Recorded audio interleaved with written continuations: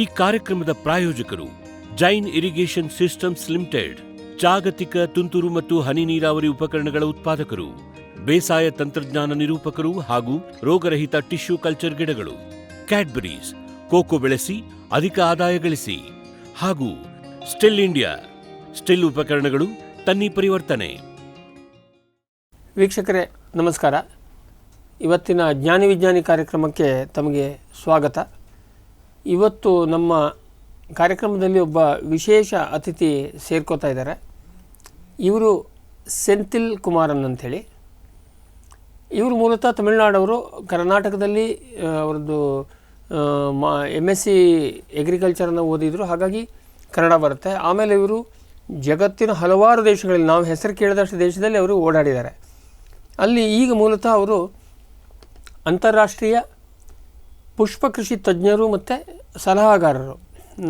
ಅವರು ಮುಖ್ಯವಾಗಿ ಅವರ ಸಂಪರ್ಕ ಇರೋದು ಆಫ್ರಿಕಾ ಮತ್ತು ಯುರೋಪ್ ದೇಶಗಳಿಗೆ. ವಿಶೇಷವಾಗಿ ಎಲ್ಲ ಈ ಪ್ರೊಟೆಕ್ಟೆಡ್ ಕಲ್ಟಿವೇಷನ್, ಸಂರಕ್ಷಿತ ಪರಿಸ್ಥಿತಿಯಲ್ಲಿ ಹೂವಿನ ಬೆಳೆ ಅವರ ಇದು. ಅದನ್ನು ಹೆಚ್ಚಿನ ವಿವರ ನಾವು ಅವರಿಂದಲೇ ತಿಳ್ಕೊಂಡು ಬನ್ನಿ ಶ್ರೀ ಸೆಂಥಿಲ್ ಕುಮಾರ್ ಅವರನ್ನು ಭೇಟಿಯಾಗಿ ಪುಷ್ಪ ಕೃಷಿ ಕುರಿತು, ಅಂತಾರಾಷ್ಟ್ರೀಯ ಪುಷ್ಪ ಕೃಷಿ ಕುರಿತು ಮಾತನಾಡಿ ಬರೋಣ. ಸರ್ ನಮಸ್ಕಾರ. ನಮಸ್ಕಾರ. ಶ್ರಮಜೀವಿ ಟಿವಿಯ ಜ್ಞಾನಿ ವಿಜ್ಞಾನಿ ಕಾರ್ಯಕ್ರಮಕ್ಕೆ ತಮಗೆ ಸ್ವಾಗತ. ನಾನು ಇಂಟ್ರೊಡಕ್ಷನಲ್ಲೇ ಹೇಳ್ದಾಗೆ, ಪೀಠಿಕೆಯಲ್ಲಿ ಹೇಳ್ದಾಗೆ, ನೀವು ಮೂಲತಃ ತಮಿಳುನಾಡವರು, ಕನ್ನಡವನ್ನು ಪ್ರೀತಿಯಿಂದ ಮಾತಾಡ್ತೀರಿ. ಏಕೆಂದರೆ ನಿಮ್ಮ ಕಾಲೇಜ್ ದಿನದಿಂದ ನಾವು ನೋಡಿದ್ದೀವಿ. ಹಲವಾರು ದೇಶದ ಬೇರೆ ಬೇರೆ ಭಾಷೆಗಳನ್ನು ನೋಡಿ ನೀವೆಲ್ಲ ಭಾಷೆಯನ್ನು ಮಿಶ್ರ ಮಾಡಿ ಮಾತಾಡ್ಬೋದು. ನಮಗೆ ಅರ್ಥ ಆಗುವಷ್ಟು ಕನ್ನಡ ಬಂದರೆ ಸಾಕು. ನಾವು ನಿಮ್ಮ ಕನ್ನಡವನ್ನು ನಮ್ಮ ವೀಕ್ಷಕರು ಪ್ರೀತಿಯಿಂದ ಕೇಳಿಸ್ಕೊತಾರೆ. ಹಾಗೆ ಅದರಲ್ಲಿ ಯಾವುದೇ ನಿಮಗೆ ಇದು ಬೇಡ, ಅನುಮಾನ ಬೇಡ ನಮಗೆ. ಬಟ್ ಒಟ್ಟಾರೆ ನಮ್ಮ ವೀಕ್ಷಕರು ಕನ್ನಡದವರು ಇರೋದಕ್ಕೆ ಕನ್ನಡದಲ್ಲಿ ಮಾತಾಡೋಣ. ಸರಿ, ಈಗ ನಾವು ಮೂಲ ವಿಷಯಕ್ಕೆ ಹೋಗೋದಕ್ಕಿಂತ ಮೊದಲೇ ನೀವು ನಿಮ್ಮ ಸಂಕ್ಷಿಪ್ತವಾಗಿ ನಿಮ್ಮ ಎಜುಕೇಷನ್ ಎಲ್ಲಿಂದ ಎಲ್ಲಿ ಹೋಗಿ ಮಾಡಿದ್ರಿ ಅಂತ ಹೇಳ್ಬೋದಾ? ನಾನು ನಮಸ್ಕಾರ. ಫಸ್ಟ್ ಆಫ್ ಆಲ್ ತುಂಬ ಸಂತೋಷ ಚರಂಜೀವಿ ಟಿ ವಿಗೆ ಬಂದ ಒಂದು ಆಪರ್ಚುನಿಟಿ ಕೊಟ್ಟಿರೋದಕ್ಕೆ ತುಂಬ ಸಂತೋಷ. ನಮ್ಮ ವೆಂಕಟರಮಣ ಹೆಗ್ಡೆ ಅವರು ನಮ್ಮ ಕಾಲೇಜಲ್ಲಿ ಜೊತೆಗಿದ್ದರು. ಐ ಆಮ್ ವೆರಿ ಹ್ಯಾಪಿ ಅವ್ರ ಜೊತೆಗೆ ಇದು ಎಪಿಸೋಡ್ ಮಾಡೋದಕ್ಕೆ ನನಗೆ ತುಂಬ ಸಂತೋಷ. ಓಕೆ, ನಾನು 1987 to 91 BS ಅಗ್ರಿ ನಾಗ್ಪುರಲ್ಲ ಮಾಡಿದೆ ನಾನು, ಮಹಾರಾಷ್ಟ್ರಲ್ಲ ಮಾಡಿದೆ ನಾನು. ಆಮೇಲೆ MSc ಹಾರ್ಟಿಕಲ್ಚರ್ ಧಾರವಾಡಲ್ಲಿ ನಾನು 91 to 93 ಮಾಡಿದೆ. ಓಕೆ. ಎಸ್ಪೆಷಲಿ ಅದರಲ್ಲಿ MSc ಅಗ್ರಿಕಲ್ಚರ್ ಸ್ಪೆಷಲೈಸ್ಡ್ ಇನ್ ಫ್ಲಾರಿಕಲ್ಚರ್ ಮಾಡಿದೆ ನಾನು. ಓಕೆ, ಪುಷ್ಪ ಕೃಷಿಯಲ್ಲೇ ನಿಮ್ಮದು? ಹೌದು. ಅಲ್ಲಿ ಯಾವ ಕ್ರಾಪ್ ತೊಗೊಂಡ್ರಿ? ಗ್ಲಾಡಿಯೋಲಸ್ ಮಾಡಿದೆ ನಾನು. Gladiolus, breaking the dormancy of the cormels. Okay okay, ಅದು ಕಾರ್ಮಲ್ಸ್ ಮಾಡಿದೆ. ಸೊ ಅದೇ ನಂದು ಮೇಯ್ನ್ ರಿಸರ್ಚ್ ಪ್ರೋಗ್ರಾಮ್ ಇತ್ತು. ಓಕೆ.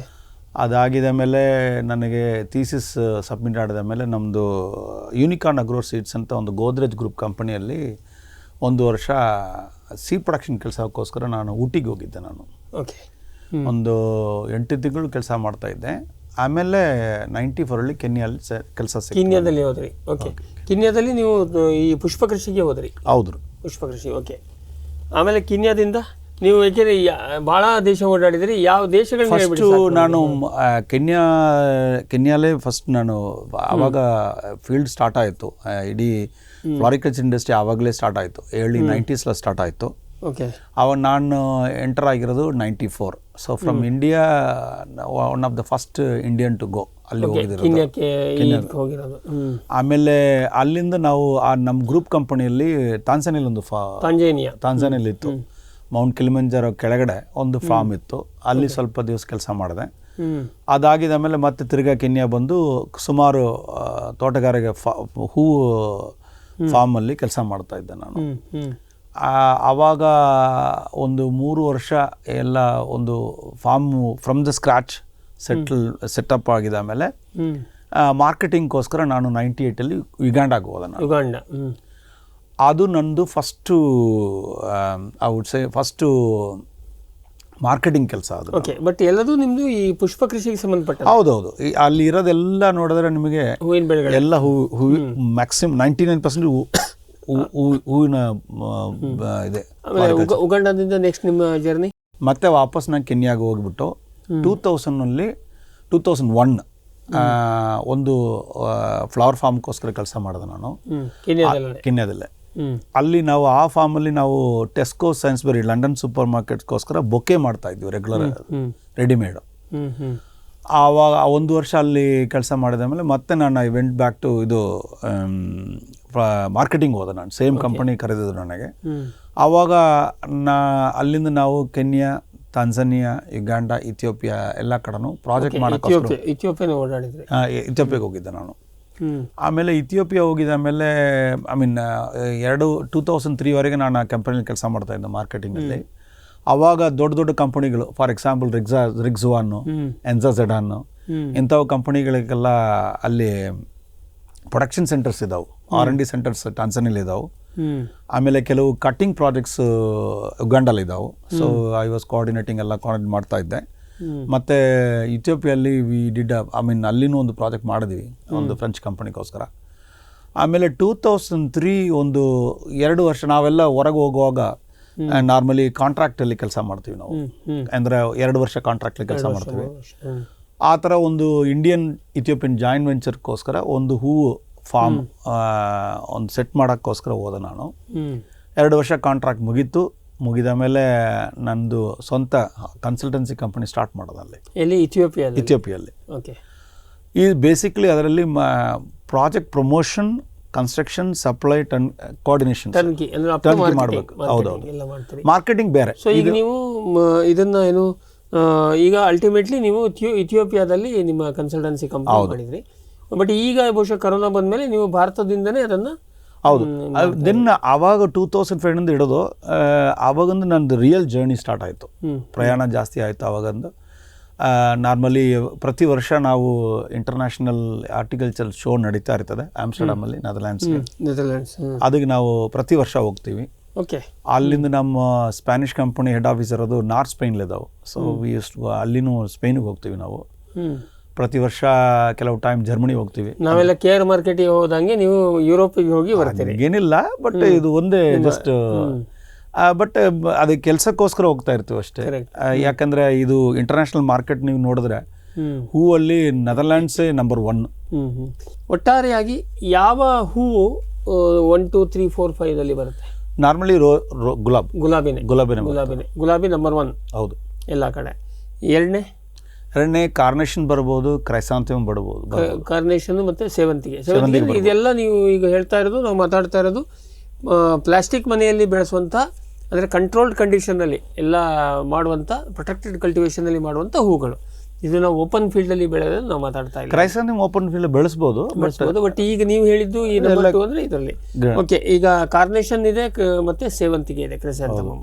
ಆಮೇಲೆ ಜರ್ಬರ ಬರುತ್ತೆ. ಆಮೇಲೆ ಸಿಕ್ಕಾಪಟ್ಟೆ ಅಂದರೆ ಫ್ಲವರ್ಸ್ ಸಿಕ್ಕಾಪಟ್ಟೆ ಇದಾವೆ. ಬಟ್ ಇದು ದೇಶ ಮೇಲೆ ಹೋಗುತ್ತೆ. ಈಗ ನೀವು ಜಪಾನ್ ತಗೊಂಡ್ರೆ, ಅಲ್ಲ ನಾನು ಅದಕ್ಕಲ್ಲ, ಈಗ ಅಲ್ಟಿಮೇಟ್ಲಿ ಒಟ್ಟಾರೆ ವರ್ಲ್ಡ್ ಟ್ರೇಡ್ನಲ್ಲಿ ರೋಸಸ್, ಗುಲಾಬಿ, ಜರ್ಬರ, ಕ್ರೈಸಾಂಥೆಮಮ್, ಕಾರ್ನೇಷನ್ಸ್, ಆಸ್ಟ್ರಮೇರಿಯಾಸ್, ಲಿಲ್ಲೀಸ್, ಸ್ಟ್ಯಾಟೈಸ್, ಲಿಮೋನಿಯಮ್ಸ್, ಜಿಪ್ಸೋಫಿಲ್ಲಾಸ್, ಅಂಥೂರಿಯಮ್ಸ್, ಟ್ಯೂಲಿಪ್ಸ್ ಬರುತ್ತೆ. ಬಟ್ ಟ್ಯೂಲಿಪ್ಸ್ ಗ್ರೋಯಿಂಗ್ ಬರೇ ಕೆಲವು ದೇಶದಲ್ಲಿ ಇದೆ. ಚಳಿ ಭಾಳ ಚಳಿ ನೆದರ್ಲ್ಯಾಂಡ್ಸ್ ಜಾಸ್ತಿ ಇದೆ. ಈಗ ಸರ್ ಇದು ಆಯ್ತು. ಈಗ ನಾವು ಗುಲಾಬಿ, ಇನ್ನೊಂದು ಮೇನ್ ಆರ್ಕಿಡ್ ಒಂದು ಹೂವು ಇದೆ. ಆರ್ಕಿಡ್ ಇದೆ, ತುಂಬಾ ಇಂಪಾರ್ಟೆಂಟ್ ಹೂವು. ಅದು ಈ 10ರಲ್ಲಿ ಅದು ಒಂದು ಬರುತ್ತಾ? ನಮ್ಮ 1, 2, 3 ಇಂದ ನಾವು 10 ಬರ್ಬೋದು. ಇದು ದೇಶ ಮೇಲೆ ಹೋಗುತ್ತೆ. ಈಗ ನೀವು ಥಾಯ್ಲೆಂಡ್ ಹೋದ್ರೆ ಅದು ಬೆಳೆಸೋದಾಯ್ತು, ನಾನು ಹೇಳ್ತಂಗಲ್ಲ. ಈ ಒಟ್ಟಾರೆ ವರ್ಲ್ಡ್ ಟ್ರೇಡ್ ಅಲ್ಲಿ ಬರುತ್ತೆ. ಈಗ ಸರ್ ನಾವು ಜಗತ್ತಿನ ಒಟ್ಟಾರೆ ಹೂವಿನ ಬೆಳೆಯ, ಏಕೆಂದ್ರೆ ಬೆಳೆಯೋರು ಬೇರೆ, ಬಳಕೆ ಮಾಡೋರು ಬೇರೆ, ಮಾರಾಟ ಮಾಡೋರು ಬೇರೆ, ಇಲ್ಲಿ 3 ಸ್ಟೇಜ್ ಬೇರೆ ಇದೆ. ಹೌದು. ಹೂವಿನ ಬೆಳೆಯ ದೃಷ್ಟಿಯಿಂದ ನೋಡಿದರೆ ಜಗತ್ತಿನಲ್ಲಿ ಅತಿ ಹೆಚ್ಚಿನ ಪ್ರಮಾಣದಲ್ಲಿ ಹೂವನ್ನು ಬೆಳೆಸೋ ದೇಶ ಯಾವುದು? ಕೆನ್ಯಾ. ಅದು ಎರಡು ಮಾರ್ಕೆಟ್ ಮೇಲೆ ಹೋಗುತ್ತೆ ಅದು. ಈಗ ನೀವು ಯುರೋಪ್ ತಗೊಂಡ್ರೆ, ಯುರೋಪ್ ಸಪ್ಲೈ ಮಾಡೋರು ನಂಬರ್ 1 ಕೆನ್ಯಾ. ಓಕೆ. ಈಗ ಫಸ್ಟ್ ನೋಡಿದ್ರೆ ಮುಂಚೆ ಒಂದು 1980s ಅವಾಗ ಹಾಲೆಂಡ್ ಜಾಸ್ತಿ ವ್ಯವಹಾರ ಮಾಡ್ತಾ ಇತ್ತು ಗುಲಾಬದು. ಆಮೇಲೆ ಸ್ವಲ್ಪ ಗುಲಾಬು ಬೆಳೆಸಕ್ಕೆ ಅವರು ಇಸ್ರೇಲ್ ಆಯಿತು. ಇಸ್ರೇಲ್ ಬೆಳೆಸ್ತಾ ಇದ್ರು, ಎಕ್ಸ್ಪೋರ್ಟ್ ಮಾಡ್ತಾ ಇದ್ರು. ಇಸ್ರೇಲ್ ಆವಾಗ ಲೇಬರ್ಸ್ ಶಾರ್ಟೇಜ್, ಅಂದ್ರೆ ಅವ್ರ ತಾಯಿ ಲೇಬರ್ ತಗೊಂಡು ಮಾಡ್ತಾ ಇದ್ರು. ಸೊ ಹಂಗಾಗಿ ಅವ್ರದ್ದೆಲ್ಲ ಕನ್ಸ್ಟೆಂಟ್ಸ್ ಇದಾವೆ ಅಲ್ಲಿ. ಸೊ ಹಂಗಾಗಿ ಜಿಂಬಾಬ್ವೆಗೆ ಹೋಯ್ತು flower growing. Okay. Late 80s early 90s Zimbabwe leader. Okay, ಹೂ ಬೆಳೆಸೋದು. ಹೌದು. ಆಮೇಲೆ ಅಲ್ಲಿ ಯಾಕೆಂದ್ರೆ ಬ್ರಿಟಿಷ್ ಅಲ್ಲಿದ್ದರಲ್ಲ ಅವಾಗ, ಸೊ ಹಂಗಾಗಿ ಅವ್ರದ್ದು ಕನೆಕ್ಷನ್ಸ್ ಇದ್ದು ಲಂಡನ್ ಜೊತೆಗೆ. ಸೊ ಜಿಂಬಾಬ್ವೆಲಿಂದ ಬೆಳೆಸ್ಬಿಟ್ಟು ಅವರು ಲಂಡನ್ ತಗೋತಾ ಇದ್ರು. ಆಮೇಲೆ ಲೇಟ್ 90s ಅಲ್ಲಿ ಕೆನ್ಯಾ ಬಂತು. ಓಕೆ. ಜಿಂಬಾಬ್ವೆ ಸ್ವಲ್ಪ ಪೊಲಿಟಿಕಲ್ ಕ್ರೈಸಿಸ್ ಆಗಿದೆ ಮೇಲೆ ಜಿಂಬಾಬ್ವೆ ಹಂಗೆ ಡೌನ್ ಆಗ್ಬಿಟ್ಟದು. ಬಟ್ ಕೆನ್ಯಾ ಟೇಕ್ ಆಫ್ ಆಯ್ತು. So as of today main markets ನೋಡಿದ್ರೆ ಯುರೋಪ್, ಜಪಾನ್, ಆಸ್ಟ್ರೇಲಿಯಾ ಇದಕ್ಕೆ ಸಪ್ಲೈ ಮಾಡೋರು ಮೇಜರ್ ಯುರೋಪ್, ಜಪಾನ್ ಮತ್ತೆ ಆಸ್ಟ್ರೇಲಿಯಾ ಮೇಜರ್ ಮಾರ್ಕೆಟ್ಸ್ ಖರೀದಿ ಮಾಡೋರು. ಹೌದು, ಇಂಪೋರ್ಟ್ ಮಾಡೋರು. ಅದಕ್ಕೆ ಕಳಿಸಿ ಕೊಡೋದು ಕೆನ್ಯಾ ನಂಬರ್ 1. ಓಕೆ. ನಂಬರ್ 2 ಈಗ ಇಥಿಯೋಪಿಯಾ ಬಂದಿದೆ already. Ethiopia. Okay. So third ಸ್ವಲ್ಪ ತಾಂಜಾನಿಯಾ ಬರ್ಬೋದು, third. But Kenya, Ethiopia major countries. Okay.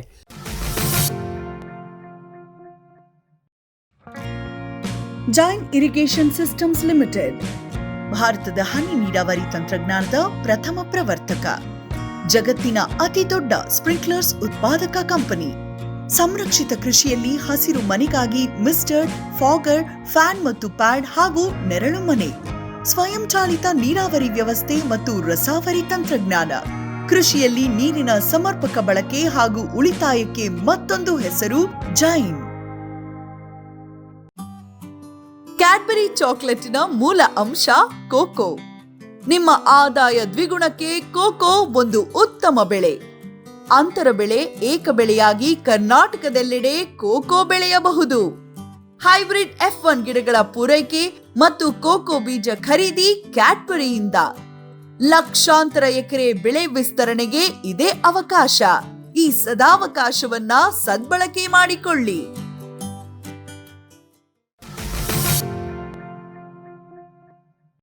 So ಈಗ ನಾವು ಅಂತಾರಾಷ್ಟ್ರೀಯ ಹೂವಿನ ಇದರಲ್ಲಿ ಬಂದರೆ ಭಾರತದ ಸ್ಥಾನ ಎಲ್ಲಿ? ಎಲ್ಲರೂ 100ರಲ್ಲಿ ಒಂದಾರು ಇದೆಯೋ ಹೆಂಗೆ? ಈಗ ಭಾರತದ ನಾವು 1990s ಅಲ್ಲೇ ಫ್ಲವರ್ ಪ್ರಾಜೆಕ್ಟ್ಸ್ ಇಲ್ಲಿ ಬರ್ತಾ ಇತ್ತು, ಎಕ್ಸ್ಪೋರ್ಟ್ ಓರಿಯೆಂಟೆಡ್ ಥರ.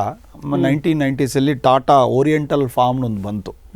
1992 ಏನೋ ಪುಣೆಯಲ್ಲಿ ಬಂತು. ಅಲ್ಲ, ಅದನ್ನು ನಾವು ವಿವರವಾಗಿ ಆಮೇಲೆ ಬರೋಣ. ಭಾರತದ ಸ್ಥಾನ ಏನಿದೆ? ಸ್ಥಾನ ಜಾಸ್ತಿ ಇಲ್ಲ, ಇಟ್ಸ್ ವೆರಿ ನೆಗ್ಲಿಜಿಬಲ್ ಅಂತ ಹೇಳ್ಬೋದು. ಓಕೆ. ಬಟ್ ನಮ್ದು ಇಂಟರ್ನಲ್ ಕನ್ಸೆಪ್ಷನ್ ಸಿಕ್ಕಾಪಟ್ಟೆ ಆಗ್ತಾ ಇದೆ.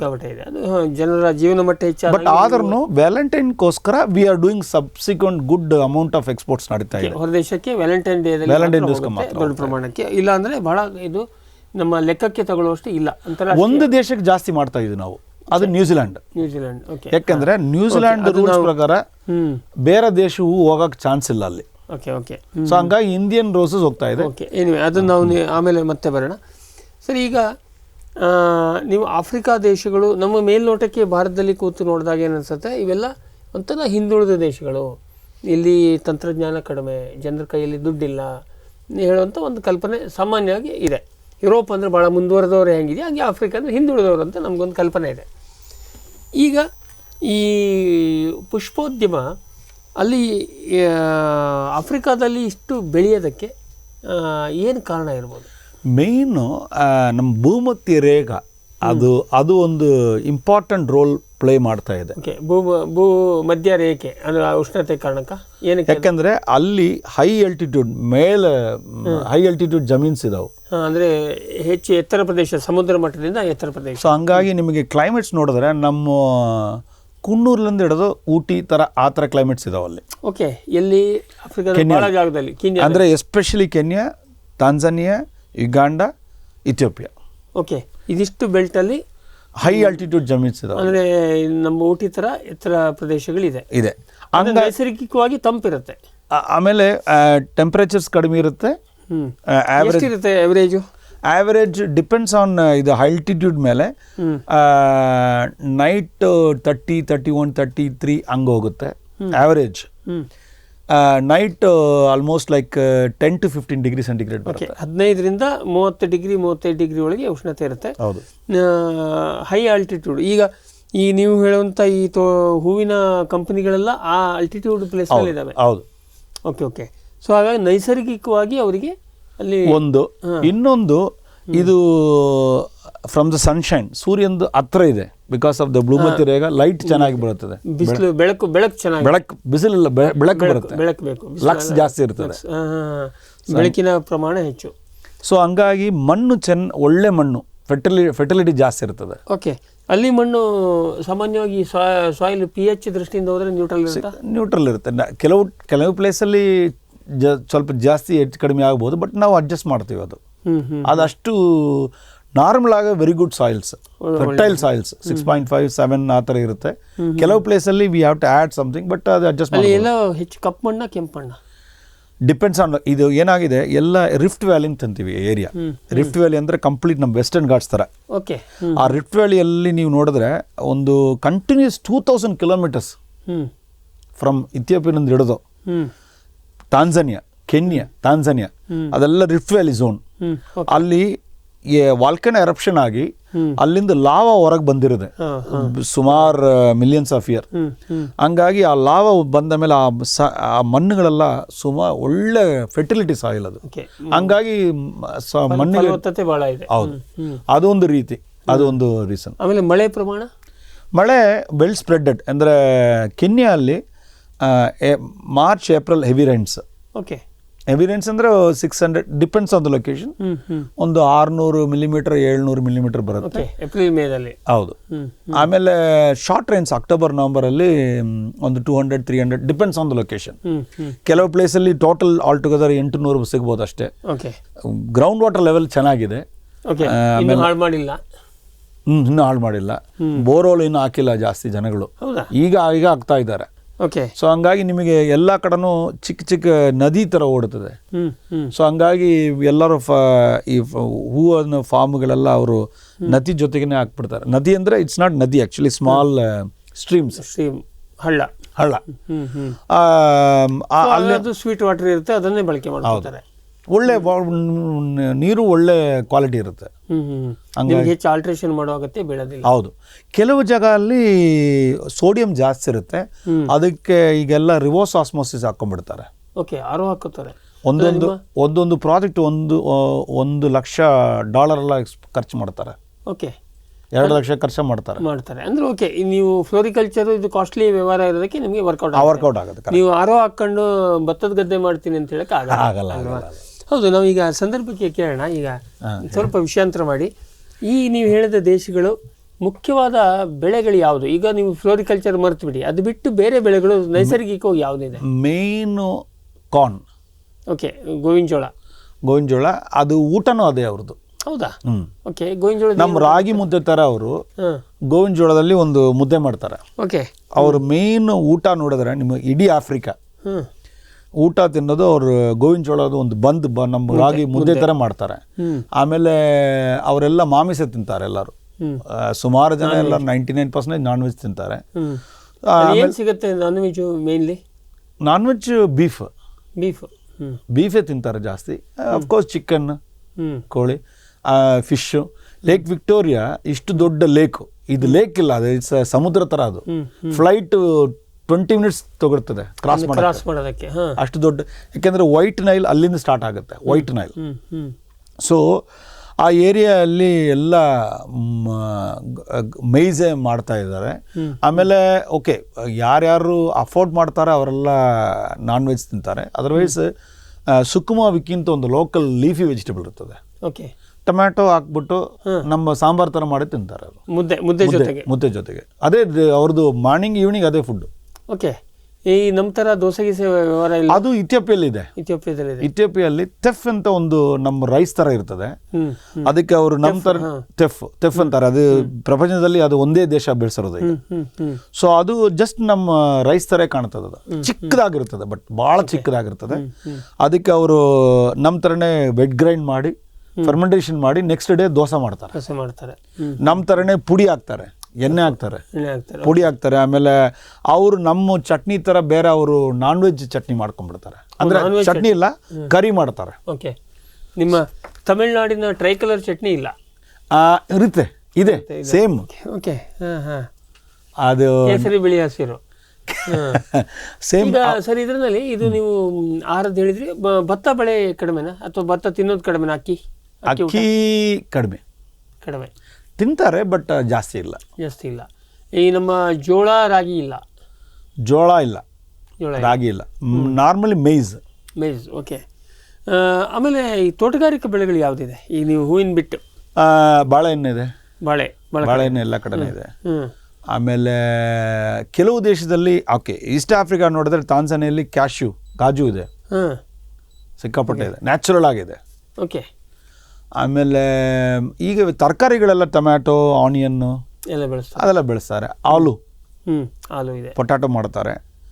ಅವ್ರದ್ದು ಮೇಜರ್ ನೋಡಿದ್ರೆ ತರಕಾರಿಗಳು. ತೆಂಗು ಅಡಿಕೆ ಅಲ್ವಾ?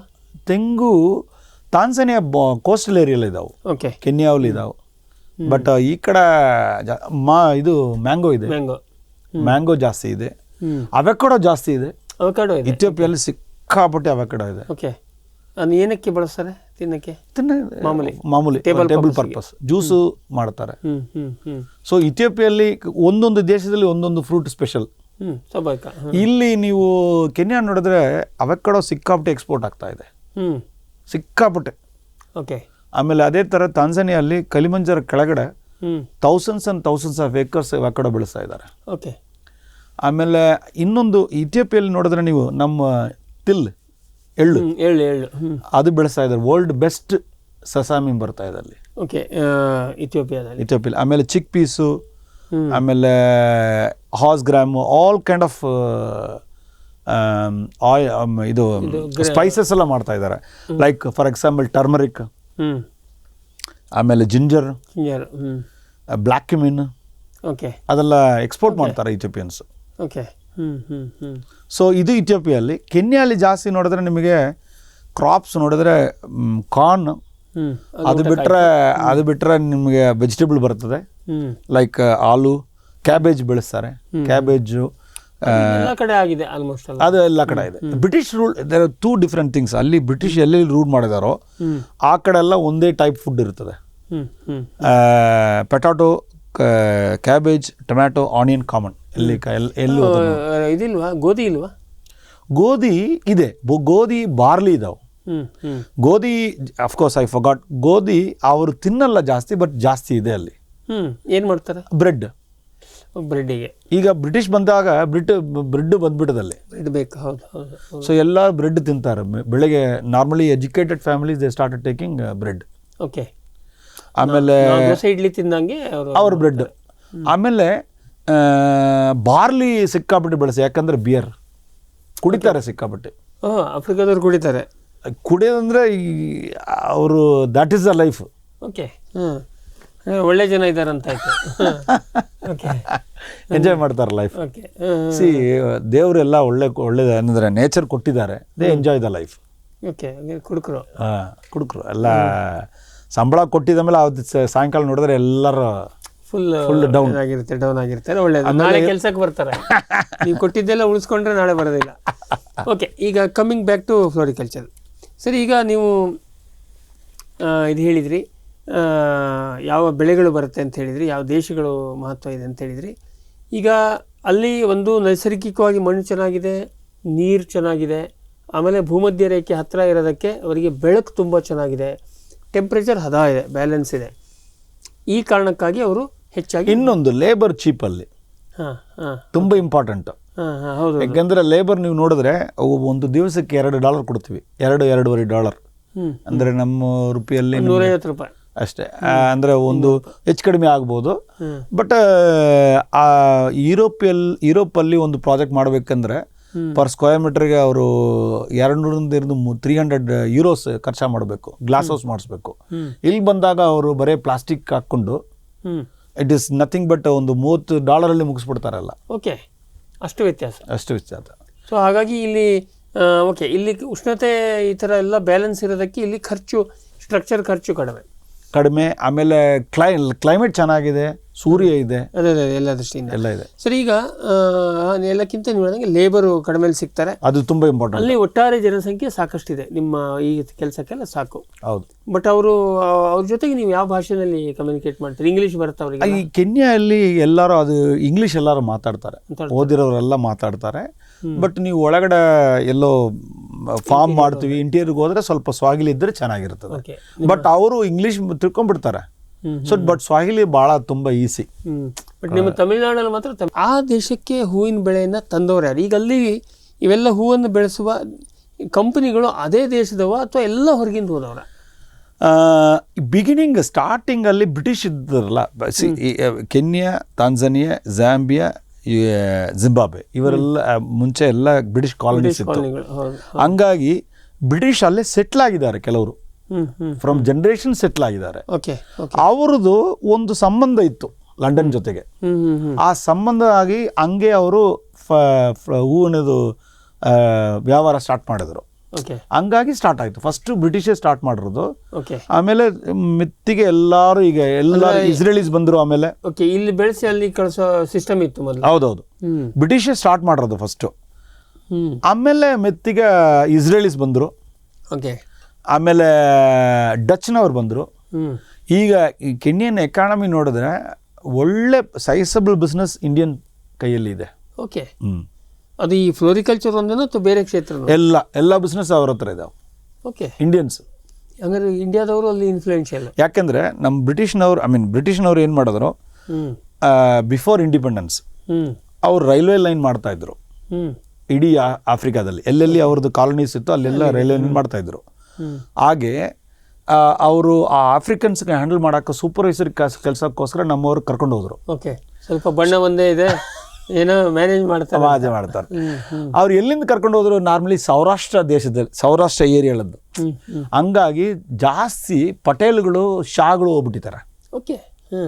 ಅವ್ರು ಅಲ್ಲಿ ಹೋಗ್ಬಿಟ್ಟು 1890s ಹಾಗೆ ಹೋಗಿ ಸೂಪರ್ವೈಸರ್ ಕೆಲಸ ಮಾಡಿಸ್ಕೊಂಡು ರೈಲ್ವೆ ಲೈನ್ ಆಗಿದ ಮೇಲೆ ವಾಪಸ್ಸು ಆವಾಗ ಶಿಪ್ ಬರೋದೆಲ್ಲ ಕಷ್ಟ. ಹಂಗಾಗಿ ಅಲ್ಲೇ ಸೆಟ್ಲ್ ಆಗಿಬಿಟ್ಟಿದ್ದಾರೆ.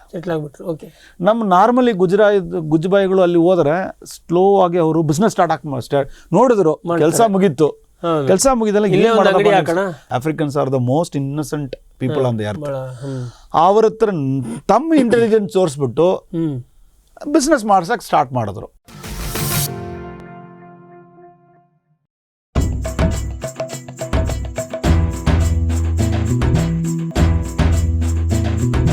ಕೃಷಿ ಪ್ರಗತಿ ಸಾಕಾರವಾಯಿತು,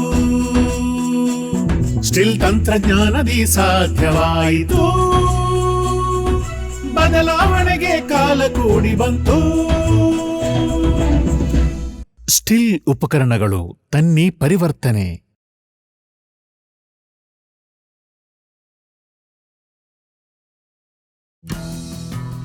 ಜೈನ್ಸ್ ಜಗತ್ತಿನ ಅತಿದೊಡ್ಡ ಅಂಗಾಂಶ ಕೃಷಿ ಪ್ರಯೋಗಾಲಯ ಹಾಗೂ ಟಿಸಿ ಗಿಡಗಳ ಉತ್ಪಾದಕರು.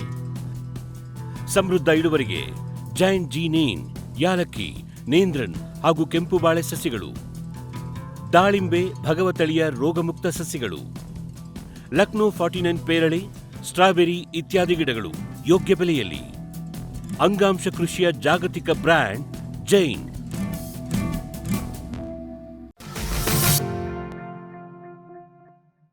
ಈಗ ಹೌದು, ಫ್ಲೋರಿಕಲ್ಚರ್ನಲ್ಲಿ ಭಾರತದ ಕಂಪ್ನಿಗಳಿದಾವೆ. ಆ್ಯಕ್ಚುಲಿ ಅವರು ಅಲ್ಲಿ ಮುಂಚೆ ಕೆನ್ಯನ್ ಇಂಡಿಯನ್ಸ್ ಸೋ ಕಾಲ್ಡ್ ಅವರೆಲ್ಲ ಬ್ರಿಟಿಷ್ ಪಾಸ್ಪೋರ್ಟ್ ಹೋಲ್ಡರು. ಯಾಕೆಂದರೆ ಬ್ರಿಟಿಷ್ ಬಿಟ್ಟಿದ ಮೇಲೆ ಅವರು ಪಾಸ್ಪೋರ್ಟ್ ತೊಗೊಂಡ್ಬಿಟ್ರು ಅಲ್ಲಿ. So they are resident of Kenya but British passport holders, Shahs and Patels. Dual citizen ಅಲ್ಲಿಗೆ ಹೋಗ್ಬೋದು. ಹೌದೌದು. ಅವರು ಆ್ಯಕ್ಚುಲಿ ಪಾಸ್ಪೋರ್ಟ್ ನೋಡಿದ್ರೆ ಅವ್ರದ್ದೆಲ್ಲ ಯುಕೆನೆ, ಬಟ್ ರೆಸಿಡೆಂಟ್ ಇರೋದು ಕೆನ್ಯಾಲ್ಲಿ, ಹುಟ್ಟಿರೋದೆಲ್ಲ ಕೆನ್ಯಾ. ಯಾಕೆಂದರೆ ಅವರು ಬ್ರಿಟಿಷ್ ಬಿಡುವಾಗ ಹೇಳಿದ್ರು, ಆಪ್ಷನ್ ಕೊಟ್ಟರು, ನೀವು UK ಪಾಸ್ಪೋರ್ಟ್ ತೊಗೊಂಡ್ರೆ ಅಥವಾ ಕೆನ್ಯಾ. ಕೆಲವು ಮೋಸ್ಟ್ ಆಫ್ ದ ಪೀಪಲ್ ಅವರು ತೊಗೊಂಡಿದ್ದಾರೆ. ಬಿಸ್ನೆಸ್ ಇಲ್ಲಿ ನಡೆಸ್ತಾ ಇರ್ತಾರೆ with the permit of permanent resident ಇಟ್ಕೊಂಡು. ಸೊ ಆರಲ್ಲಿ ಆವಾಗ ನಾನು ಹೋಗುವಾಗ ಫಸ್ಟ್ ಇಂಡಿಯನ್ ಕಂಪನಿ ಇತ್ತು ಅದು. ಈಗ ನೀವು ನೋಡಿದ್ರೆ ರೋಸ್ ಇಂಡಸ್ಟ್ರಿಯಲ್ಲಿ ಒಂದು 3,000-2,500 ಹೆಕ್ಟರ್ ಇರ್ಬೋದು ಗ್ರೀನ್ ಹೌಸಸ್. ಅದರಲ್ಲಿ ಒಂದು ಆಲ್ಮೋಸ್ಟ್ 1,500 ಹೆಕ್ಟರ್ಸ್ ಅಥವಾ 1,000 ಹೆಕ್ಟರ್ಸ್ ಇಂಡಿಯನ್ಸ್ ಓನ್ಡ್ ಇರುತ್ತದೆ, ಕೆನ್ಯನ್ ಓನ್ಡ್ ಇಂಡಿಯನ್ಸ್. ಇಂಡಿಯಾದವರು ಅಂದ್ರೂ ಅಲ್ಲಿ ಇಂಡಿಯನ್ ಒರಿಜಿನ್. ಹೌದೌದು. ಬಟ್ ಡಚ್ಗಳಿದ್ದಾರೆ, ಇಸ್ರೇಲೀಸ್ ಇದ್ದಾರೆ, ಕೆನ್ಯನ್ಸ್ ಇದ್ದಾರೆ, ಲೋಕಲ್ ಬಾರ್ನ್ ಕೆನ್ಯನ್ಸ್. ಸರಿ, ಈಗ ಅಲ್ಲಿ ಒಟ್ಟಾರೆ ಕೀನ್ಯಾ ಅಥವಾ ಈ ಇಥಿಯೋಪಿಯಾ ನಿಮ್ಮ ಮೇನ್ ಇದು ಪಾರ್ಟ್ ಅಂದರೆ ಇದೆಲ್ಲ ಹೂಗಳು ಎಕ್ಸ್ಪೋರ್ಟ್ ಆಗುತ್ತಾ? ಮೇಜರ್ ಆಗಿ ಎಕ್ಸ್ಪೋರ್ಟ್ ಆಗುವ ಬೆಳೆಗಳು ಯಾವುದು? ಮೇಜರ್ ಆಗ ರೋಸಸ್ ಹೋಗುತ್ತೆ, ನಂಬರ್ 1. ಹ್ಮ್ ನಂಬರ್ 2 ಕಾರ್ನೇಷನ್ಸ್ ಹೋಗುತ್ತೆ, ಹ್ಮ್ ಆಮೇಲೆ ಲಿಲ್ಲೀಸು, ಹ್ಮ್ ಆಮೇಲೆ ಆಸ್ಟ್ರಮೇರಿಯಸ್, ಹ್ಮ್ ಹೈಪರಿಕಮ್ಸ್ ಹೋಗುತ್ತೆ. It's a berry, hmm berry ಥರ ಇರುತ್ತೆ ಅದು, ಒಂದು ಹಣ್ಣು ಅದು ಆ್ಯಕ್ಚುಲಿ ನೋಡಿದ್ರೆ. ಹ್ಮ್ ಆಮೇಲೆ ಆಸ್ಟ್ರಮೇರಿಯಸ್ ಜಿಪ್ಸಫಿಲ ಹೋಗುತ್ತೆ, ಫಿಲ್ಲರ್ಸ್ ಅದು, ಫಿಲ್ಲರ್ಸ್. ಅದು ಹೋಗುತ್ತೆ. ಆಮೇಲೆ ಸುಮಾರು ಸಮ್ಮರ್ ಫ್ಲವರ್ಸ್ ಇದಾವೆ, ಓಕೆ, ಅದೆಲ್ಲ ಹೋಗುತ್ತೆ. ಇವೆಲ್ಲ ಹೋಗುತ್ತೆ. ನೀವು ಹೇಳ್ದಂಗೆ ಯುರೋಪಿಗೆ ಹೋಗುತ್ತೆ, ಆಸ್ಟ್ರೇಲಿಯಾಕ್ಕೆ ಹೋಗುತ್ತೆ, ಜಪಾನ್ಗೆ ಹೋಗುತ್ತೆ. ಇದಿಷ್ಟು 3. ಈಗ ಅಮೆರಿಕಕ್ಕೆ ಇಲ್ಲಿಂದ ಇದಿಲ್ಲ ಹೋಗುತ್ತೆ, ಬಟ್ ಅಮೆರಿಕಾಗೆ supply we did not touch that. ಅದು ಅಮೆರಿಕಾಗೆ ಹೋಗೋದೆಲ್ಲ ಈಕ್ವಡರ್ ಕೊಲಂಬಿಯಾ ಇದೇ ಭೂಮಧ್ಯ ರೇಖೆಯಲ್ಲಿ ಬರುತ್ತೆ, ಬಟ್ ಲ್ಯಾಟಿನ್ ಅಮೆರಿಕಲ್ಲಿ ಇದೆ ಅದು. Okay okay. ಆ 2 ದೇಶ majority supplier for America and Canada. ಅಂದರೆ ನಿಮ್ಮ ಸೌತ್ ಅಮೆರಿಕಾ. ಹೌದು. ಸೊ ಆಫ್ರಿಕಾದಕ್ಕಿಂತ ಅಲ್ಲಿ ಹತ್ತಿರ ಆಗುತ್ತೆ, ಅವರನ್ನ ಎಲ್ಲ ಏರ್ ಲಿಫ್ಟಿಂಗ್ ಆಗುತ್ತೆ. ಹಂಗಾಗಿ ಹೋಗೋದೆಲ್ಲ ಆ ಕಡೆಂದು ಇದು ಕೆನಡಾ ಅಮೆರಿಕಕ್ಕೆ ಆ ಕಡೆಂದು ಬರುತ್ತೆ. Okay okay. ಹಾಗಾಗಿ ಇವರಿಗೆ ಮಾರ್ಕೆಟ್ ಸಿಕ್ಕಿಲ್ಲ. ಇವ್ರು ಏನಿದ್ರು ಇವ್ರ ಮೇಲ್ಗಡೆ ಇರುವಂಥ ಯುರೋಪಿಗೆ. ಬಟ್ ಆದ್ರೂ ಕೆಲವು ಕಂಪನೀಸ್ ಇಲ್ಲಿಂದ ಅಮೆರಿಕ ಸಪ್ಲೈ ಮಾಡ್ತಾ ಇದ್ದಾರೆ. ಕಾಂಪಿಟೇಷನ್ನು ಸ್ವಲ್ಪ ಇರುತ್ತೆ. ಬಟ್ ಕೊರೋನಾ ಟೈಮಲ್ಲಿ ಸ್ವಲ್ಪ ಡಿಸ್ಟರ್ಬ್ ಆಗಿದೆ, ಬಟ್ ಮಾಡ್ತಾ ಇದ್ದಾರೆ ಕೆಲವರು. ಓಕೆ. ಸೊ ಒಟ್ಟಾರೆಯಾಗಿ ಸರ್, ಈಗ ಆ ದೇಶಕ್ಕೆ ಇವರು ಈ ಹೂವಿನ ಬೆಳೆ ಬೆಳೆಸಿದ್ರಿಂದ ಆ ದೇಶದ ಮೂಲ ಜನರಿಗೆ ಏನೋ ಒಳ್ಳೆಯದಾಗಿದೆಯಾ, ಹೇಗೆ? ಹೌದು, ಯಾಕೆಂದರೆ ಆವಾಗ ಮುಂಚೆ ಕೆಲಸ ತುಂಬ ಕಷ್ಟ ಆಗ್ತಾ ಇತ್ತು, ಕೆಲಸ ಸಿಗ್ತಿರ್ಲಿಲ್ಲ. ಹೌದು. ಈಗ ಈ ಇಂಡಸ್ಟ್ರಿ ಬಂದ ಮೇಲೆ ನಿಮಗೆ ಡೈರೆಕ್ಟ್ ಎಂಪ್ಲಾಯ್ಮೆಂಟ್ ಸುಮಾರು ಲಕ್ಷ ಜನ ಕೆಲಸ ಮಾಡ್ತಾ ಇದ್ದಾರೆ. ಆಮೇಲೆ ಇದು ಡೈರೆಕ್ಟ್ ಎಂಪ್ಲಾಯ್ಮೆಂಟ್ ಆಯಿತು. ಆಮೇಲೆ ಇಡೀ ಊರಲ್ಲಿ ನೋಡಿದ್ರೆ ಒಂದು ಟೋಟಲ್ ಟ್ರೇಡೇ ಚೇಂಜ್ ಆಗಿದೆ ಎಲ್ಲ ಕಡೆ ಇದರಿಂದಾಗಿ. ಹೌದು. ಆಮೇಲೆ ಇಂಡೈರೆಕ್ಟ್ ಎಂಪ್ಲಾಯ್ಮೆಂಟ್ ಇದೆ, ಅವು ಪ್ಯಾಕಿಂಗ್ ಪ್ಯಾಕ್ ಮಾಡೋರು, ಆಮೇಲೆ ಸಪ್ಲೈ ಮಾಡೋರು. ಆಮೇಲೆ ನೀವು ನೈರೋಬಿ ಏರ್ಪೋರ್ಟ್ಗೆ ಹೋಗಿದ್ರೆ ಇನ್ನೊಂದು ಒಳ್ಳೆ ಇದು ಒಂದು ನಾನು ಮರ್ತ್ಬಿಟ್ಟೆ ನಾನು ಹೇಳೋಕ್ಕೆ. ಇದು ಬರೇ ನಾವು ಹೂ ಬಗ್ಗೆ ಮಾತಾಡ್ತಾ ಇದ್ವಿ. ತರಕಾರಿಗಳು ನೀವು ಲಂಡನ್ಗೆ ಹೋದರೆ ಇರೋದು ಫೈನ್ ಬೀನ್ಸ್ 100% ಬರುತ್ತಾ ಇರೋದು either ಕೆನ್ಯಾ ಇಥಿಯೋಪಿಯಾದಿಂದ ಬರ್ತಾ ಇದೆ. Okay. Fine beans, runner beans, ತರಕಾರಿಗಳು ಸುಮಾರು ಬೇಬಿ ಬ್ರಕೋಲಿ, ಆಮೇಲೆ ಬೇಬಿ ಕಾರ್ನ್ಸು, ಪಕ್ಚಾಯ್. ನಾನು ಒಂದು ಕಂಪನಿ ಕೆಲಸ ಮಾಡ್ತಾ ಇದ್ದೆ. ಆ ಕಂಪನಿಯಲ್ಲಿ ಒಂದು directly indirectly almost 800 to 1000 hectares ಮಾಡ್ತಾ ಇದ್ದಾರೆ ವೆಜಿಟೇಬಲ್ಸ್. ಓಕೆ. ಅವರು ನೈರೋಬಿ ಏರ್ಪೋರ್ಟ್ ಒಳಗಡೆ ಒಂದು ಪ್ಯಾಕ್ ಹೌಸ್ ಇದಾವೆ. ಆ ಪ್ಯಾಕ್ ಹೌಸಲ್ಲಿ 24/7 ಜನ ಕೆಲಸ ಮಾಡ್ತಾ ಇದ್ದಾರೆ. ಓಕೆ. ಅಷ್ಟು ಪ್ಯಾಕ್ ಅಲ್ಲಿ ಹೊರಗಿನ ಬರುತ್ತೆ, ಪ್ಯಾಕ್ ಮಾಡಿ ಯುರೋಪಿಗೆ. ಹೌದು. ಎಲ್ಲ ಕಡೆ depends on the climate conditions. ಈಗ ಕೆಲವು ಕೋಲ್ಡ್ ಏರಿಯಲ್ಲಿ ಕೆಲವು ಕ್ರಾಪ್ಸ್ ಬರ್ತಾವೆ. ಫಾರ್ ಎಕ್ಸಾಂಪಲ್ ಏಷ್ಯನ್ ವೆಜಿಟೇಬಲ್ಸ್ ಅಂತಾರೆ, like brinjal, like ladies finger. ಅಲ್ಲಿಂದ ಬರುವಾಗ ಎಲ್ಲ ನೈರೋಬಿ ಏರ್ಪೋರ್ಟಲ್ಲಿ ಕಲೆಕ್ಟ್ ಮಾಡಿ ಪ್ಯಾಕ್ ಮಾಡಿ ಸೀಲ್ ಮಾಡಿ ಡೈರೆಕ್ಟ್ ಹೋಗ್ಬಿಡ್ತದೆ. ಓಕೆ. ಸೊ ಅದು ಒಂದು ದೊಡ್ಡ ಇಂಡಸ್ಟ್ರಿ, ಅದು ತರಕಾರಿ. ಸೊ ನೀವು ನಾಟ್ ಓನ್ಲಿ ಅದು ಯುರೋಪ್, ನೀವು ಫ್ರಾನ್ಸ್ ತೆಗಿಬೋದು ಅಥವಾ ಎಲ್ಲಿ all over Europe. Fine beans from Africa, ಚಿಕ್ಕ ಫೈನ್ ಬೀನ್ಸ್. ಓಕೆ. ಟೊಮ್ಯಾಟೊ ಜಾಸ್ತಿ ಹೋಗಲ್ಲ. ಟೊಮ್ಯಾಟೊ ಸ್ಪೈನ್ ಸಪ್ಲೈ ಆಗುತ್ತೆ, ಮೊರೊಕ್ಕೋ, ಸ್ಪೈನ್ ಸಪ್ಲೈ ಮಾಡ್ತಾರೆ. ಈ ಕಡೆ ನೀವು ನೋಡಿದ್ರೆ ಕೆಲವು elite vegetables which cannot be grown, labours ಯಾವ್ದು ಇರುತ್ತೋ ಅದು ಈ ಕಡೆ ಮಾಡ್ತಾ ಇದ್ದಾರೆ. ಆಫ್ರಿಕಾದಲ್ಲಿ ಮಾಡ್ತಾರೆ, ಅಲ್ಲಿ ಲೇಬರ್ ಇಲ್ಲ, ಕಾಸ್ಟ್ಲಿ ಆಗುತ್ತೆ. ಇದು ಒಂದು. ಹಣ್ಣದು ನೋಡಿದ್ರೆ ನಿಮಗೆ ಅವಕಾಡೋ, ಓಕೆ, ಪೇಷನ್ ಫ್ರೂಟ್, ಕೆಲವು ಮ್ಯಾಂಗೋಸು ಎಕ್ಸ್ಪೋರ್ಟ್ ಆಗ್ತಾ ಇದೆ. ಓಕೆ. ಇದನ್ನು ಈಗ ಹಾಗಿದ್ರೆ ಇದೆಲ್ಲ ಬೆಳೀತಾರೆ ಅಂದರೆ ನೀವು ಹೇಳೋದು ಲೇಬರ್ದು ಅಥವಾ ಇಂಡೈರೆಕ್ಟ್ ಎಂಪ್ಲಾಯ್ಮೆಂಟ್ ಆಯಿತು. ಇಲ್ಲಿ ಸ್ಥಳೀಯವಾಗಿ ತಾವು ತಿನ್ನೋಕ್ಕೂ ಕೂಡ ಬಳಸ್ತಾರೆ ಅಥವಾ ಅವರು ಇನ್ನೂ ಲೋಕಲ್ ಕನ್ಸೆಪ್ಷನ್ ಆಗ್ತಾ ಇದೆ, ತಾವು ತಿನ್ನೋಕ್ಕೂ ಮಾಡ್ತಾ ಇದ್ದಾರೆ. ಬಟ್ ಅಲ್ಲಿ ಕನ್ಸೆಪ್ಷನ್ ಭಾಳ ಕಡಿಮೆ. ಹೂ ಅಂದರೆ ಏನು ಕನ್ಸೆಪ್ಷನ್ ಜಾಸ್ತಿ ಇಲ್ಲ, ಅಂದರೆ ಅವರಿಗೆ ಮ್ಯಾಚ್ ಆಗೋದಿಲ್ಲ. ಅಂದರೆ ಆಗುತ್ತೆ ಈಗಲೂ. ಈಗ upcoming economics in the world is Africa. So ಒಳಗಡೆ ಆಗ್ತಾ ಇದೆ. ಯಾಕೆಂದರೆ ಇನ್ನೊಂದು ಆಗ್ಬೋದು, ಏನು ಗೊತ್ತಾ, ನಮ್ಮಲ್ಲಿ ಈ ದಾಳಿಂಬೆಯನ್ನು ಎಕ್ಸ್ಪೋರ್ಟ್ ಮಾಡ್ತಾರೆ. ಯಾವುದೇ ಎಕ್ಸ್ಪೋರ್ಟಿಗೆ ರಿಜೆಕ್ಟ್ ಆಯ್ತು ಅದು ನಮ್ಮೂರಲ್ಲಿ ತಿಂತಾರೆ. ಆ್ಯಕ್ಚುಲಿ ಅಗೇನ್ ಎಕ್ಸ್ಪೋರ್ಟ್ ಅಂತ ಹೇಳಿದ್ರೆ ನಾವು ಒಂದು ಮಾತು ಹೇಳ್ಬೇಕಂತಿದ್ದೀನಿ ನಾನೀಗ. ಒಂದು ಹೂವು ಯಾವಾಗ ಸ್ಮೈಲ್ ಆಗುತ್ತೋ, ಕನ್ನಡದಲ್ಲಿ ಏನು ಹೇಳ್ಬೇಕ್ರಿ ಅದಕ್ಕೆ, ಅವಾಗ ನೀವು ಕೊಯ್ಬೇಕು, ಅದು ನಗಬೇಕು ನಿಮ್ಮ ಕಡೆ ಹೋಗಿ. That is the difference. ಇಲ್ಲಿ ಸ್ಮೈಲ್ ಆಗಬೇಕು ಕಟ್ಟಿಂಗ್ ಮಾಡುವಾಗ, ಕಸ್ಟಮರ್ ಕಡೆ ಹೋದ್ರೆ ನಗಬೇಕು. ಸೊ ಇಲ್ಲೇ ನಗದ್ಬಿಟ್ರೆ ಲೋಕಲ್ ಮಾರ್ಕೆಟ್ ಬಂದ್ಬಿಡ್ತದೆ ಅಷ್ಟೇ. ಇದರಲ್ಲಿ ಏನು ಕ್ವಾಲಿಟಿ ಏನು ಡಿಫ್ರೆನ್ಸ್ ಇಲ್ಲ. Okay okay. ಸೊ ಹಂಗಾಗಿ ಯಾವುದು ನಗದ್ಬಿಟ್ಟು ಈ ಹಣ್ಣಿನ ವಿಷಯದಲ್ಲೆಲ್ಲ ಏನಾಗುತ್ತೆ, ಕೆಲವು ಈ ರೆಸಿಡ್ಯೂಸು ಯಾವುದೋ ಮನಸ್ಸಿಗೆ ಬಂದ ರಾಸಾಯನಿಕವನ್ನು ಹೊಡೆದುವುದಾದರೆ ಒಳ್ಳೆ ದೇಶಕ್ಕೆ ಅದು ಹೋಗೋದಿಲ್ಲ. ಅಲ್ಲಿ ಯಾವುದು ಇದಾಗಲಿಲ್ವೋ, ಲ್ಯಾಬ್ ಟೆಸ್ಟಲ್ಲಿ ಫೇಲ್ ಆಯಿತು, ಅದನ್ನೆಲ್ಲ ಲೋಕಲ್ ಮಾರ್ಕೆಟಲ್ಲಿ ಯಾರು ಕೇಳೋರೆಲ್ಲ ತಳ್ತಾರೆ. ಬಟ್ ಇಲ್ಲಿ ನೋಡಿದ್ರೆ ನೀವು ಎಲ್ಲ ಫಾರ್ಮ್ಗಳು, ಎಕ್ಸ್ಪೋರ್ಟ್ ಫಾರ್ಮ್ಗಳೆಲ್ಲ they follow certifications, global gap, MPS gap. ಹಂಗಾಗಿ ನಿಮಗೆ ನಾರ್ಮಲಿ ಅಲ್ಲಿನೂ ದೇ ಫಾಲೋ ರೂಲ್ಸ್. ಹಂಗಾಗಿ ಅದು ನೀವು ಹೇಳೋದು ಹೂವಿನೆಲ್ಲ ಆಯಿತು, ಇಲ್ಲ ವೆಜಿಟೇಬಲ್ಸ್ ಕೂಡ ಇಲ್ಲ, ಅದಕ್ಕೂ ಸಿಕ್ಕಾಪಟ್ಟೆ ಸರ್ಟಿಫಿಕೇಶನ್. ಅಲ್ಲಿ ಆವಾಗ ರಿಜೆಕ್ಟ್ ಆದರೂ ಕೂಡ ಕನ್ಸಂಪ್ಷನ್ಗೆ ಸೇಫ್ ಇರುತ್ತೆ. ಹೌದು. ನಾವು ಆ್ಯಕ್ಚುಲಿ ನಾವು ತರಕಾರಿ ನಾವು ತೊಗೊಳೋದು ನೈರೋಬಿಯಲ್ಲಿ, ನೀವು ಲೇಡೀಸ್ ಫಿಂಗರ್ ತೊಗೊಳ್ಳಿ, ಡೆಫಿನೆಟ್ಲಿ ಅದು ಸ್ವಲ್ಪ ಸೈಜ್ ದೊಡ್ಡದಾಗಿರ್ಬೋದು ಅಷ್ಟೇ, ಸ್ವಲ್ಪ ಸ್ಪೆಕ್ ಜಾಸ್ತಿ ಆಗಿದೆ, ಬಟ್ ತಿನ್ಬೋದು. ಓನ್ಲಿ ಥಿಂಗ್ ಸೈಜ್ ಸ್ವಲ್ಪ ಜಾಸ್ತಿ ಆಗ್ಬಿಡೋದು ಅಷ್ಟೇ. Okay okay okay. ಸೊ ಅದು ಲೋಕಲ್ ಮಾರ್ಕೆಟಿಗೆ ಬರ್ತಾ ಇದೆ. Okay okay. ಸೊ ಹಾಗಾಗಿ ಒಟ್ಟಾರೆಯಾಗಿ ಈ ಉದ್ಯಮ ಅಲ್ಲಿ ಸ್ಥಳೀಯವಾಗಿ ಕೂಡ ಹೆಲ್ಪ್ ಆಗ್ತಾ ಇದೆ, ಅದರಲ್ಲೇನು ಮೋಸ ಇಲ್ಲ. ಅಂದರೆ ಸ್ವಲ್ಪ ಈ ದುಬಾರಿದು ಅಥವಾ ಹೂವಿನ ಇದರಲ್ಲಿ ಅದು ಹೊರಗಡೆ ಹೋಗುತ್ತೆ, ಯಾಕೆಂದರೆ ಅಲ್ಲಿ ಲೋಕಲಿ ಅಷ್ಟೊಂದು ದುಡ್ಡು ಕೊಟ್ಟು ತೊಗೊಳ್ಳುವಂಥ ಹ್ಯಾಬಿಟ್ ಇನ್ನು ಹೂ ಬಂದಿಲ್ಲ. ಹೂ ಭಾಳ ಕಡಿಮೆ, ನೆಗ್ಲಿಜಿಬಲ್. ಬಟ್ ವೆಜಿಟೇಬಲ್ ಹೋಗ್ತಾ ಇದೆ, ಹಣ್ಣು ಹೋಗ್ತಾ ಇದೆ. ಸೊ ಒಟ್ಟಾರೆಯಾಗಿ ಅಲ್ಲಿ ಇಂಡಿಯಾದವರಿಗೆ ಈಗ ಆಫ್ರಿಕನ್ ಕಂಟ್ರಿನಲ್ಲಿ ನಾವು ಮಾತಾಡಿದರೆ ಹೇಗೆ ನಮ್ಮನ್ನು ರೆಸ್ಪೆಕ್ಟ್ ಕೊಡ್ತಾರ, ನಮ್ಮನ್ನು ನಂಬುತ್ತಾರ, ಹೇಗಿದೆ ಅವರು? ಈಗ ಸದ್ಯ ನೋಡಿದರೆ ನೀವು ಇಂಡಿಯನ್ಸ್ ಹ್ಯಾವ್ ಬಿನ್ ಹ್ಯಾಬಿಚುಯೇಟೆಡ್, ಅಕ್ಸೆಪ್ಟೆಡ್, ಅಕ್ಲಮಟೈಸ್ಡ್, ಅಲ್ಲೆಲ್ಲ ಸೆಟ್ಲ್ ಆಗಿದ್ದಾರೆ. ಹಂಗಾಗಿ ಅವರು ಇಂಡಿಯನ್ಸ್ ಎಲ್ಲ ಅಕ್ಸೆಪ್ಟ್ ಮಾಡ್ಕೊಂಡಿದ್ದಾರೆ. ಈಗ ಹೊಸದಾಗ ಬಂದಿರೋರು ಜಾಸ್ತಿ Chinese, they believe Indians prefer ಮಾಡ್ತಾರೆ. ಫಾರ್ ಎಕ್ಸಾಂಪಲ್ ಕೆನ್ಯಾಲಿ ಕೆಲವು MPs ಇಂಡಿಯನ್ಸ್ ಇದ್ದಾರೆ. Okay. Not only Indian packets ಅಲ್ಲಿ, ಆಫ್ರಿಕನ್ ಪ್ಯಾಕೆಟ್ಸ್ ಅಲ್ಲಿ ಇಂಡಿಯನ್ಸ್ ಇದ್ದಾರೆ. ಓಕೆ. ಎಂಬು ಒಂದು ಊರಿದೆ ಮೌಂಟ್ ಕೆನ್ಯಾ ಕೆಳಗಡೆ, ಅಲ್ಲಿನೂ ಇಂಡಿಯನ್ MP ಇದ್ದಾರೆ. ಎಲ್ಡೊರೆಡಲ್ಲಿ ಇಂಡಿಯನ್ MP ಇದ್ದಾರೆ. ಸೊ ಅವ್ರು ನಿಮಗೆ ನೋಡ್ಬಿಟ್ಟು ಫಾರ್ ಎಕ್ಸಾಂಪಲ್ ನ್ಯೂ ಪಾಪಗಿನಿಯಲ್ಲಿ ಒಂದು TNI ಸ್ಟೂಡೆಂಟ್ ಮಿನಿಸ್ಟರ್ ಆಗಿದ್ದಾನೆ. TNI student. ಓಕೆ.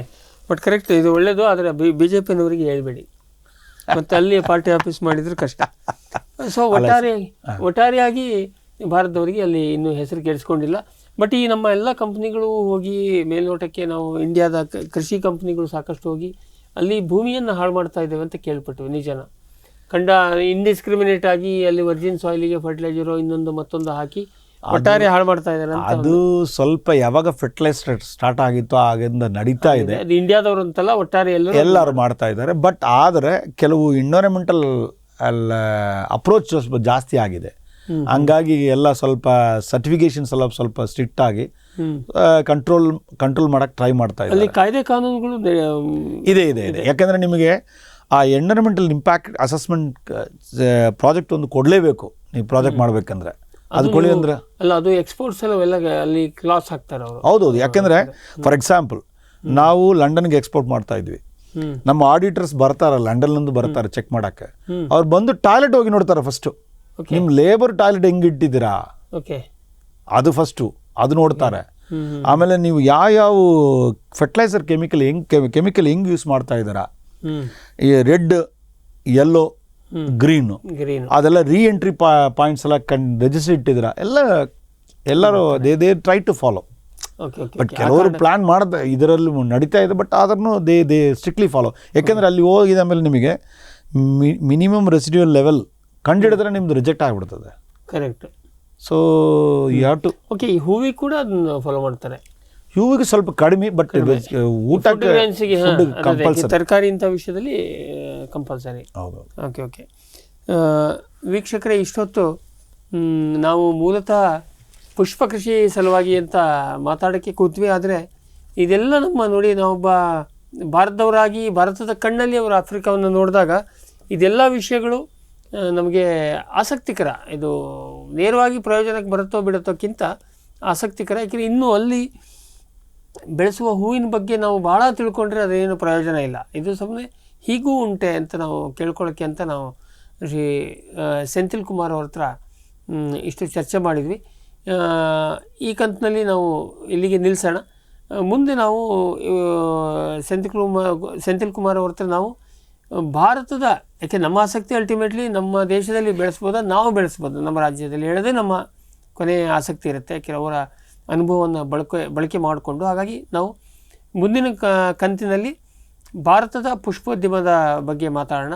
ಈಗ ಆಫ್ರಿಕಾದ ಬಗ್ಗೆ ತಿಳ್ಕೊಂಡಂಗಾಯಿತು. ಪುಷ್ಪಕ್ಕಿಂತ ನಾವು ಬೇರೆ ಎಲ್ಲ ತಿಳ್ಕೊಂಡು, ಯಾಕೆ ನಾವು ಹಿಂಗೆ ಮಾತಾಡಿದರೆ ಈಗ ನನಗೆ ಹೆಂಗೆ ಆಸಕ್ತಿ ಇರುತ್ತೆ, ನಮ್ಮ ವೀಕ್ಷಕರಿಗೂ ಕೂಡ ಇದು ಅನಾಯಾಸವಾಗಿ ನೀವು ಅಷ್ಟು ದೇಶದ ಪರಿಚಯ ಮಾಡಿಕೊಟ್ರಿ, ಅಲ್ಲಿಯ ಒಂದು ಸ್ಥಳೀಯ ಪರಿಸ್ಥಿತಿಯನ್ನು ಮಾಡಿಕೊಟ್ರಿ. ಹಾಗಾಗಿ ನಾವು ಇಷ್ಟೊತ್ತು ನಿಮಗೆ ಸಲುವಾಗಿ ಸೆಂಥಿಲ್ ಕುಮಾರ್ ಅವರು ನಮಗೆ ಸಾಕಷ್ಟು ಸಮಯವನ್ನು ಕಳೆದರು ಮತ್ತು ಅವರ ಅನುಭವವನ್ನು ಭಾಳ ಚೆನ್ನಾಗಿ ಹಂಚಿಕೊಂಡ್ರು. ಕಷ್ಟಪಟ್ಟಾದರೂ ಕನ್ನಡದಲ್ಲೇ ಮಾತಾಡಿದರು. ಹಾಗಾಗಿ ನಾವು ಧನ್ಯವಾದವನ್ನು ಹೇಳೋಕ್ಕೆ ಇಷ್ಟಪಡ್ತೀವಿ.